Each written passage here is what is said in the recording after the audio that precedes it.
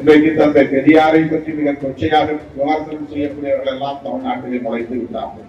அவர்களை பின்னிருந்து இயக்கக்கூடியவர்கள் யார் என்பதும் இன்றைக்கு அவர்கள் மூலமாகவே அம்பலமாகி இருக்கிறது. பெரியார் இயக்கம் தொடங்கிய காலத்திலிருந்து அவரை யார் வீழ்த்த வேண்டும் என்று நினைத்தார்கள் என்பதை, முயற்சித்தார்கள் என்பதை நாடு அறியும், நாம் அறிவோம். அந்த கும்பல் ஒவ்வொரு முறையும் தோற்று போய் வீழ்ந்தார்களே தவிர பெரியாரை வீழ்த்த முடியவில்லை.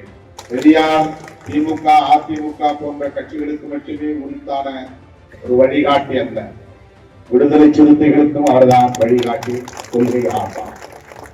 ஆகவே நாம் பெரியாரை விமர்சிப்பவர்கள் விமர்சிக்கட்டும் என்று நாம் வேடிக்கை பார்த்து நிற்க முடியாது. பெரியார் இந்த வண்டியில் தனது இறுதி மூச்சு வரையில் 94 வயது வரையில் தமிழர்கள் தலைநிமிர வேண்டும் என்பதற்காக ஓடி ஆடி உழைத்த ஒரு மாமனிதன், தமிழ்நாட்டிலேயே பிறந்து வளர்த்தவன். அவரையே தமிழர் இல்லை, தமிழ் தேசியத்தின் பகைவர் என்று சிலர் உளறிக் கொண்டிருக்கிறார்கள். அதை நாம் அனுமதித்தால் அம்பேத்கரை மராட்டி என்று சொல்லி அந்நியப்படுத்துவார்கள். அவர் ஒரு மராட்டியர், அவருக்கும் தமிழுக்கும் என்ன சம்பந்தம்?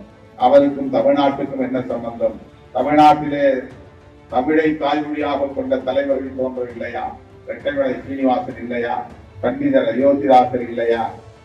என்.சி. ராஜா இல்லையா என்று ஒரு பட்டியலை நீட்டுவார்கள். இதையெல்லாம் ஏற்றுக்கொள்ளுங்கள், அம்பேத்கர் வேண்டாம் என்று சொல்லக்கூடிய நாளும் வந்துவிடும்.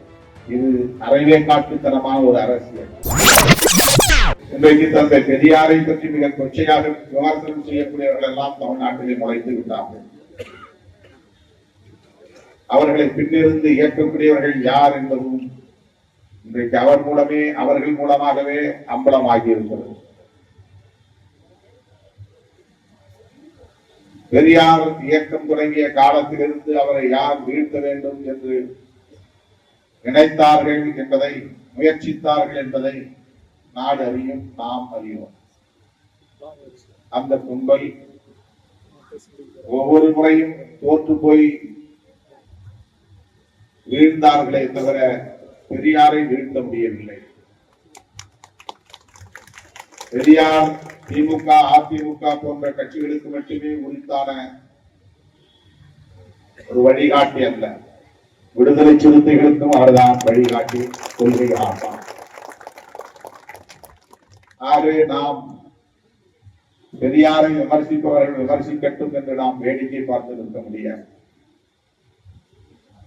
பெரியாரையே அந்நியர் என்று சொல்லக்கூடியவர்கள் அம்பேத்கரை சொல்வதற்கு எவ்வளவு நேரமாகும்?